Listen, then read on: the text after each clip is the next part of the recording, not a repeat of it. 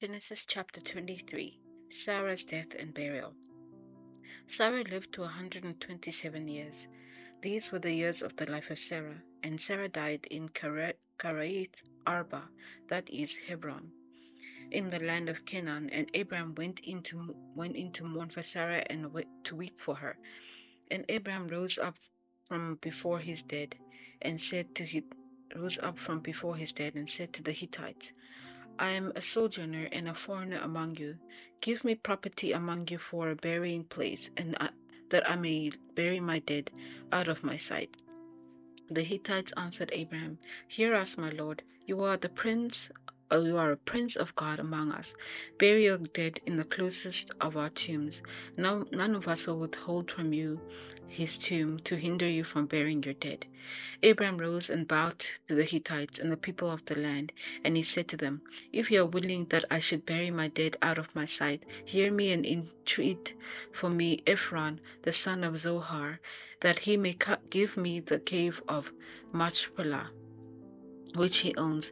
It is at the end of the field. For the full price let him give it to me in your presence as a property for a burying place. Now Ephron was sitting among the Hittites, and Ephron the Hittite answered Abram in the hearing of the Hittites, of all who went into the gate of his city. No, my lord, hear me. I give you the field, and I give you the cave that is in it. In the sight of the sons of my people I give it to you. Bury your dead. And then Abram bowed down before the people of the land. And he said to Ephron in the hearing of the people of the land, But if you will hear me, I give the price of the field. Accept it from me, that I may bury my dead there. Ephron answered Abram, My lord, listen to me. A piece of land worth 400 shekels of silver. What is that between you and me? Bury your dead. Abram listened to Ephron, and Abram weighed out for Ephron the silver that he had named in the hearing of the Hittites, 400 shekels of silver, according to the weights current among the merchants. So the field of Ephron in Machpelah, which was on the east of Mamre, the field with the cave that was in it, and all the trees that were in the field, throughout the whole area was made over to Abram as a possession in the presence of the Hittites, before all who went in at the gate of his city. After this, Abram buried Sarah his wife in the cave of the field of Machpelah, east of Mamre, that is Hebron, in the land of Canaan. The field and the cave that is in it were made over to Abram as a property for burying place for the Hittites. Matthew chapter 22, the parable of the wedding feast. And again Jesus spoke to them in the parable, saying, The kingdom of heaven may be compared to a king who gave a wedding feast for his son, and sent his servants to call those who were invited to the wedding feast, and they would not come. Again he sent other servants, saying, Tell those who are invited, See, I've prepared my dinner. My oxen and my fat calves have been slaughtered, and everything is ready. Come to the wedding feast. And they paid no attention and went off, one to his farm, another to his business, while the rest seized his servants and treated them shamefully and killed them. The king was angry and sent his troops and destroyed those murderers and burned their city. Then he said to his servants, The wedding feast is ready, but those invited were not worthy. Go therefore to the main roads and invite to the city feast as many as you find. Those servants went out into the roads and gathered all whom they found, both good and bad, as a wedding hall was filled with guests. But when the king came in to look at the guests, he saw there was a man who had no wedding garment. And he said to him, Friend, how did you get in here without a wedding garment? And he was speechless. Then the king said to the attendants, Bind him hand and foot, and cast him into the outer darkness, in the place where there will be weeping and gnashing of teeth. For many are called, but few are chosen. Paying taxes to Caesar. Then the Pharisees went and plotted how to entangle him in his words, and they sent their disciples to him, along with the Herodians, saying, Teacher, we know that that you are true and teach the way of God truthfully, and you do not care about anyone's opinion, for you are not swayed by appearances. Tell us then, what do you think? It is lawful to pay taxes to Caesar or not? But Jesus, aware of their malice, said, "Why put me to the test, you hypocrites? Show me the coin for the tax." And they brought him a denarius. And Jesus said to them, "Whose likeness and inscription is this?" And they said, "Caesar's." Then he said to them, "Therefore render to Caesar things that are Caesar's, and to God things that are God's." Then when they heard it, they marveled, and they left him and went away. Sadducees asked about the resurrection. The same day Sadducees came to him. Who say that there is no resurrection, and they asked him a question, saying, "Teacher, Moses said, if a man dies having no children, his brother must marry the widow and raise up offspring for his brother. Now there are 7 brothers among them. The first married and died, having no offspring left for his wife to his brother. So too the second and the third down to the 7th. After them all the woman died. In the resurrection, therefore, of the 7, whose wife will she be? For they all had her." But Jesus answered, "You are wrong, because you know nothing, neither scriptures nor the power of God. For in the resurrection they neither marry nor are given in marriage, but they are like angels in heaven. As for resurrection of the dead, have you not read what was said to you by God? I am the God of Abraham, and God of Isaac, and the God of Jacob. He is not the God of the dead, but of the living." And when the crowd heard it, they were astonished at the teaching. The great commandment. But when the Pharisees heard that he had silenced the Sadducees, they gathered together, and one of them, a lawyer, asked him a question to test him. "Teacher, which is the great commandment in the law?" And he said, "You shall love the Lord your God with all your heart, and with all your soul, and with all your mind. This is the great and first commandment. And the second is like it. You will love your neighbor as yourself. On these 2 commandments depend all the law of the prophets." Whose son is the Christ? Now, while the Pharisees were gathered together, Jesus asked them a question, saying, "What do you think about the Christ? Whose son is he?" And he said, "The son of David." And he said, "How is it then that David in the Spirit calls him Lord, saying, 'The Lord said to my Lord, sit at my right hand until I put my enemies under your feet'? If then David calls him Lord, how is he his son?" And no one was able to answer him a word, nor from that day did anyone dare to ask him any more questions. Nehemiah chapter 12. Priests and Levites. These are the priests and the Levites who came up with Zerubbabel the son of Shealtiel, and Josiah, Sariah, Jeremiah, Ezra, Amariah, Maluk, Hattush, Jeconiah, Rehum, Meremoth, Edo, Genethoi, Abijah, Mijamin, Maadiah, Bilgah, Shemaiah, Joriarib, Jediah, Salu, Amok, Hilkiah, Jediah. These were the chiefs of the priests and their brothers in the days of Josiah. And the Levites, Jesiah, Binui, Kadmiel, Sherebiah, Judah, and Mattaniah, who with his brothers was in charge of the songs of thanksgiving. And Bakukiah and Uni and the brothers stood opposite them in the service. And Josiah was the father of Joiakim, Joiakim the father of Eliashib, Eliashib the father of Joiada, Joiada the father of Jonathan, and Jonathan the father of Judea. In the days of Joiakim were the priests, heads of fathers' houses, of Sariah, Meriah, of Jeremiah, Hananiah, of Ezra, Meshullam, and of Meriah, Hanan, of Maluki, Jonathan, of Shebaniah, Joseph, of Harim, Adnah, of Meremoth, Helkai, of Edo, Zechariah, of Genathon, Meshullam, of Abijah, Zikri, of Miniamin, of Moadiah, Piltai, of Gilgal, Shamua, of Shemaiah, Jehonathan,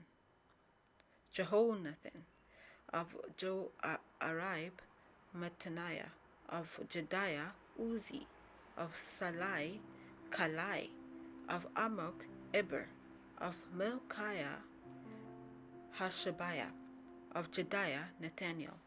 In the days of Eliashib, Joiada, Johanan, and Judiah, the Levites were recorded as the heads of fathers' houses. So too were the priests in the reign of Darius in Persia. As for the sons of Levi, the heads of fathers' houses were written in the book of Chronicles until the days of Johanan, the son of Eliashib. The priests of the Levites, Hashabiah, Sherebiah, and Josiah the son of Kadmiel, with the brothers who stood opposite them, to priest and to give thanks according to the commandment of David the man of God, watch by watch. Mattaniah, Bukukiah, Obadiah, Meshullam, Talmon, and Akub were gatekeepers standing guard at the storehouses of the gates. These were in the days of Joachim, the son of Josiah, the son of Josadak, in the days of Nehemiah the governor, and of Ezra the priest and scribe. The dedication of the wall. And at the dedication of the wall of Jerusalem, they sought the Levites in all their places to bring them to Jerusalem, to celebrate the dedication with gladness and with thanksgiving and with singing with cymbals, harps, and lyres. And the sons of the singers gathered together from the districts surrounding Jerusalem and from the villages of Netophathites, also with Beth Gilgal, and from the region of Geba to Asmaveth, for the singers who built for themselves villages around Jerusalem. And the priests and the Levites purified themselves, and they purified the people and the gates and the wall. Then they brought the leaders of Judah up into the wall and appointed 2 great choirs that gave thanks.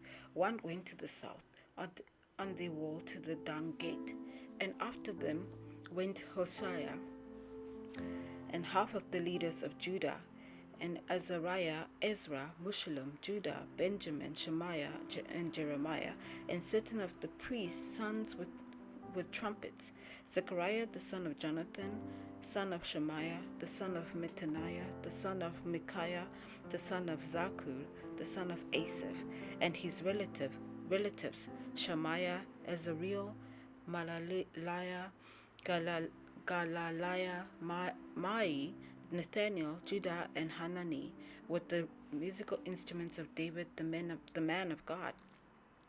And Ezra the scribe went before them. At the fountain gate they went up straight before them by the stairs of the city of David, and ascent of the wall above the house of David to the water gate on the east. The other choir of those who gave thanks went to the north, and I followed them with half of the people on the wall, above the tower of ovens to the broad wall, and above the gate of Ephraim, and by the gate of Heshanah, and by the fish gate, and the tower of Hananel, and the tower of the 100, to the sheep gate, and they came to a halt at the gate of the guard. So both choirs of those who gave thanks stood in the house of God, and I and half of the officials with me, and the priests Eliakim, Messiah, Maaseiah, Miniamin, Micaiah, Eloiniah, Zechariah, Hananiah with trumpets, and Messiah, Shemaiah, Eleazar, Uzi, Jehohanan, Malchijah, Alim, and Azar, and the singers sang with Jezrahiah as their leader, and they offered great sacrifices that day and rejoiced, for God had made them rejoice with great joy. The women and the children also rejoiced, and the joy of Jerusalem was heard from far away. Service at the temple. On that day, men were appointed over the storerooms and the contributions and the firstfruits and the tithes, to gather into them the portions required by the law for the priests and for the Levites according to the fields of the towns. For Judah rejoiced over the priests and the Levites who ministered. They performed the service of their God and the service of purification as did the singers and the gatekeepers according to the command of David and his son Solomon. For long ago, in the days of David and Asaph, there were directors of the singers, and there were songs of praise and thanksgiving to God. And all Israel in the days of Zerubbabel and in the days of Nehemiah gave the daily portions for the singers and the gatekeepers, and they set apart that which was for the Levites, and the Levites set apart that which was for the sons of Aaron. Acts chapter 22. Brothers and sisters, hear the defense I now make before you. And when they heard that he was addressing them in the Hebrew language, they became even more quiet, and he said, I am a Jew, born in Tarshish in Cilicia, but I brought up in the city, educated at the feet of Gamaliel, according to the strict manner of the law of our fathers, being zealous for God, as all of you are this day. I persecuted this way to the death, binding and delivering to prison both men and women, as the high priest and the whole council of the elders can bear me witness. From them I received letters to the brothers, and I journeyed towards Damascus to take those also who were there and bring them in bonds to Jerusalem to be punished. As I was on my way and drew near to Damascus, about noon a great light from heaven suddenly shone around me, and I fell to the ground and heard a voice saying to me, Saul, Saul, why are you persecuting me? And I answered, Who are you, Lord? And he said to me, I am Jesus of Nazareth, whom you are persecuting. Now those who were with me saw the light, but did not understand the voice of the one who was speaking to me. And I said, What shall I do, Lord? And the Lord said to me, Rise and go into Damascus. There you will be told all that is appointed for you to do. And since I could not see because of the brightness of that light, I was led by the hand by those who were with me, and came into Damascus. And one Ananias, a devout man according to the law, was spoken of by all the Jews who lived there, came to me, and standing by me said, Brother Saul, receive your sight. And at that very hour I received my sight and saw him. And he said, The God of our fathers appointed you to know his will, and see the righteous one, and to hear a voice from his mouth. For you will be a witness for him to everyone of what you have seen and heard. And now why do you wait? Rise and be baptized, and wash away your sins, calling on his name.